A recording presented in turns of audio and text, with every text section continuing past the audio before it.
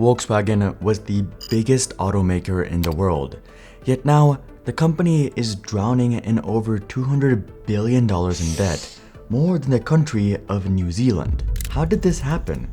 As it turns out, this goes much deeper than just mismanagement. Terrible investments, deception, investigations, and even criminal charges are at play.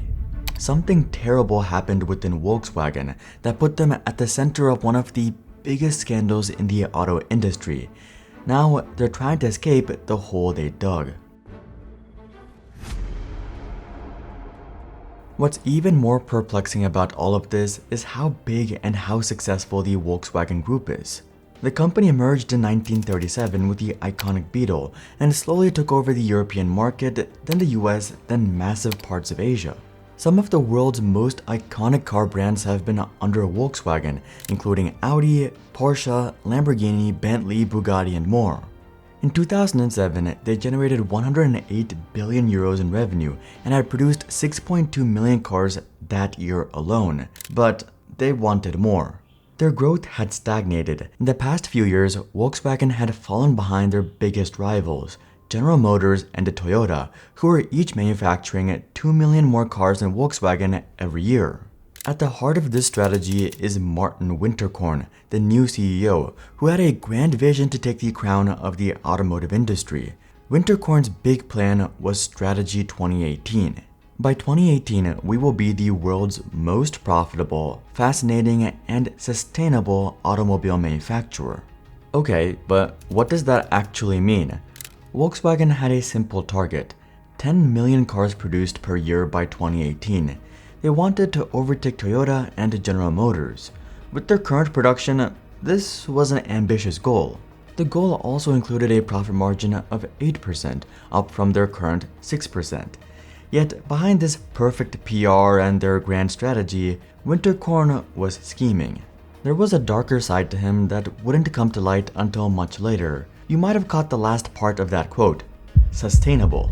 Another part of Winterkorn's strategy was the rise of EVs, although he had a different philosophy to his contemporaries. He was very ambitious, as you could probably tell by now, yet also cautious about the EV hype. A considerable amount of research and development work still has to be carried out until we can produce the electric vehicle. We are witnessing an electro hype. Experts, consultants, and politicians tumble over one another with forecasts. Reportedly, management was split on the solution for sustainability. There were plans for Volkswagen to be the first manufacturer to provide an emissions-free, affordable, and safe large-scale production electric vehicle. But others believed the future was cutting down carbon emissions, and they already saw ways to achieve this. Regardless, Winterkorn was wildly ambitious, with a company that was already gigantic. So how did it play out? Was this a real change for the German giant, or just another CEO who was all talk? Well, one thing's for sure, words matter. Whether it's a CEO making bold promises or just sending an important email, how you communicate can completely change how people perceive you. And that's why I'm excited to talk about today's sponsor, Grammarly. We all know Grammarly as a spelling and grammar tool, but that was a long time ago. It goes way beyond that now. It's an AI-powered writing partner that helps you write faster, clearer, and more effectively. It works seamlessly inside the apps you already use. So whether you're writing an email or putting together a formal report, Grammarly checks your work in real time. No more copying and pasting between tools like other AI tools. Having produced over 1,000 YouTube videos, writing is a massive part of my day-to-day. From scripting content to handling emails and proposals, I've spent way too much time tweaking my tone. Grammarly makes that process effortless as it can adapt to your audience. Writing to a video sponsor, it keeps things polished and professional. Writing a YouTube script, it keeps the tone lighthearted and casual while staying concise and informative. It helps you go from draft to done fast. No more rewriting the same sentence 5 times just to make sure it sounds right. Grammarly suggests improvements instantly so you can focus on what really matters. Good writing isn't about fixing typos, it's about effective communication. And the best part? Everything I've talked about is free to use and try out. Use my link to see how Grammarly can help you level up your productivity by writing faster, better, and with more confidence. Thank you to Grammarly for sponsoring this video. Now back to Winterkorn. Winterkorn was extremely determined, and to be fair, Volkswagen definitely picked up the pace. Their revenue began to climb, as did their manufacturing. Employees who previously rolled their eyes at another big CEO strategy were soon on board as well. When they keep repeating a goal after a year or two, then it's time to listen. Everyone was on board, even the unions were committed, and to the company's credit, it was working.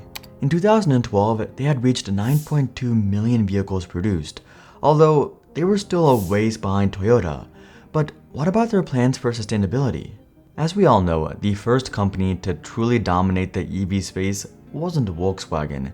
It was Tesla, who were just now beginning to gain momentum. Other car giants had bet on hybrids, but Volkswagen's success had come from an unlikely area: diesel. Diesel is extremely fuel efficient and economic. They produce low amounts of carbon dioxide, although much higher nitrogen oxide, which still pollutes the atmosphere. But Volkswagen revealed their new solution, a new diesel variant of the iconic Volkswagen Golf. It was supposed to be clean and produce low levels of carbon dioxide and, miraculously, even low nitrogen oxide. Volkswagen was extremely confident and accelerated marketing for this clean diesel, even running a Super Bowl commercial. Sales for their new diesel cars were exploding, and their clean diesel won environmental awards and many tax breaks. Volkswagen was making strides for sustainability, except that's what everyone thought. As it turns out, something was very wrong at Volkswagen, and that very year, Volkswagen's plans and ambitions would be shattered, all from a few students.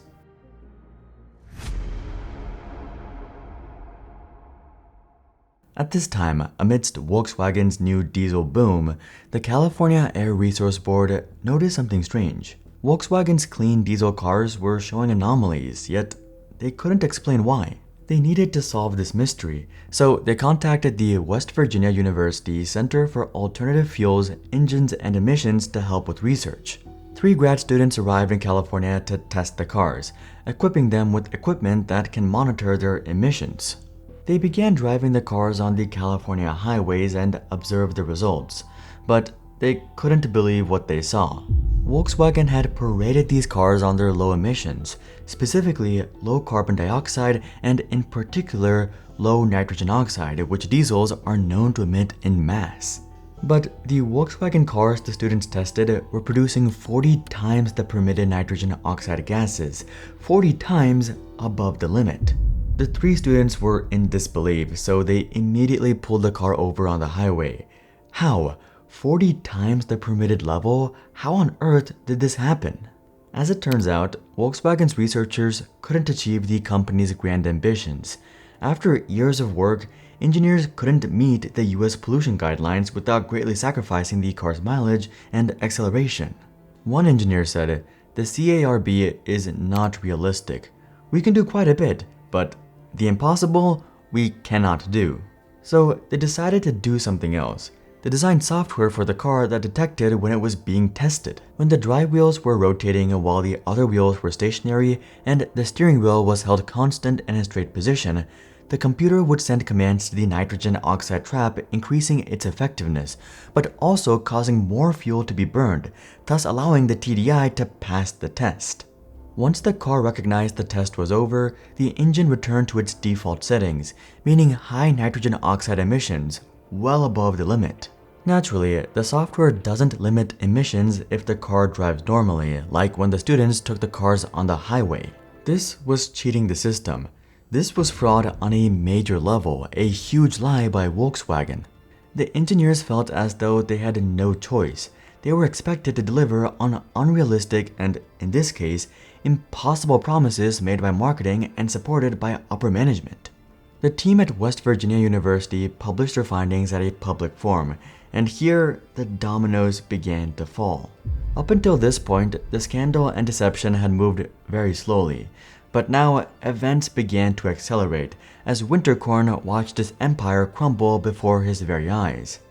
The Environmental Protection Agency, or the EPA, after learning about the test results, contacted Volkswagen for an explanation, and before long, the EPA announced that Volkswagen had violated the Clean Air Act. Now, the scandal enveloping Volkswagen. Today, the company said it would recall 11 million diesel cars worldwide after admitting they had been rigged to cheat emissions tests. Oxide causes asthma, it causes strokes, it causes birth abnormalities, it causes people to die earlier than they should do. And Volkswagen took a decision to fit technology and software to their vehicle, knowing that their cars will produce much more, in the case of the US, 40 times more pollution on the road than they were allowed to. The day after the EPA's announcement, Volkswagen shares dropped by 20%. The next day, another 12%, then another 10%. It was so severe that other German car companies also saw their share prices drop, including about a 5% drop for BMW. Regulators in Europe and the United States quickly began to investigate the company, and talks of criminal charges were looming. So what about Winterkorn? How did the ambitious CEO face this new challenge? Well, he resigned right away. Apparently, this was taking responsibility, despite him also saying, "I am not aware of any wrongdoing on my part." Truly inspiring and accountable leadership. But don't worry, this isn't the end of his story. The justice system would make sure of that. But even with Winterkorn gone, Volkswagen had another gigantic problem. The fines began piling up. They pleaded guilty to 3 criminal felony counts and agreed to pay $2.8 billion and then settled a civil claim, paying another $1.5 billion. Then, Volkswagen had to pay $2.7 billion for environmental mitigation. Then, a €1 billion fine to the German government and a similar amount to the European Union. Worse, however, were the buybacks of these affected cars to compensate customers, which cost Volkswagen over $10 billion. In total, in fines, penalties, settlements, and buybacks, this entire scandal cost the German automaker over $33 billion. Their earnings dropped from over $19 billion to a loss of $1.4 billion. But in reality, these fines were nothing compared to the actual price Volkswagen paid.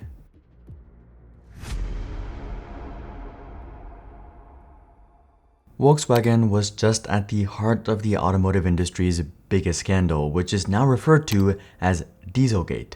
Customers had totally lost trust in the brand. Now they needed to rebuild their reputation, but this would be very, very costly. But how? They had lied to everyone and were now seen as a climate cheat.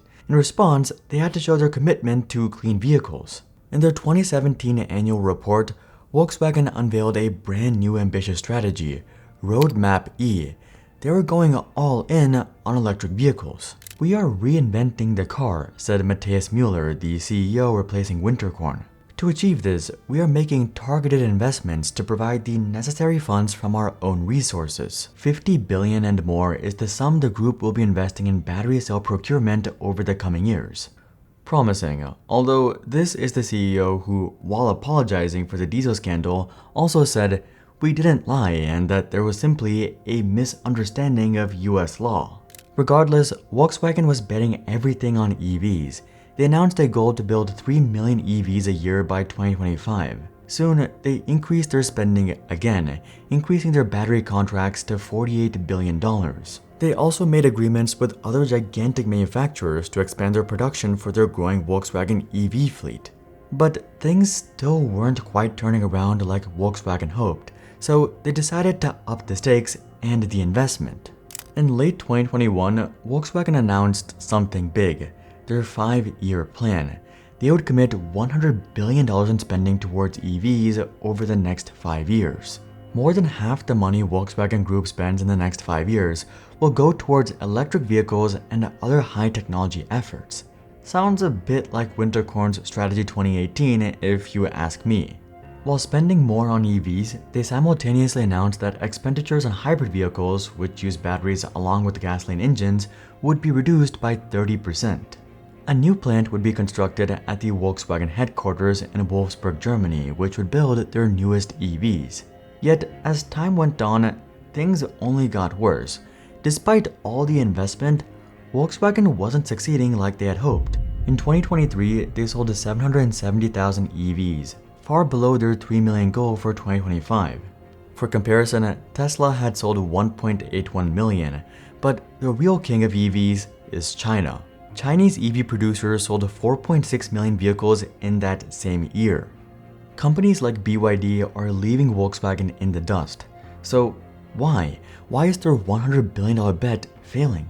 Well, demand isn't climbing as people expected, but more importantly, the prices aren't realistic for customers. One of their flagship vehicles is the Audi Q8 e-tron, an €80,000 electric SUV, but no one in Europe can afford this car. Chinese EVs, however, are far cheaper with more efficient production and much better government subsidies. Volkswagen had committed tens of billions and eventually 100 billion, and it didn't have this lying around. How are they financing their endless pursuit of EVs? In order to raise capital, they performed an IPO for Porsche. The sports car brand managed to reach a valuation of 70 billion euros and 19.5 billion in capital for Volkswagen. But even this wasn't nearly enough. The real answer is debt.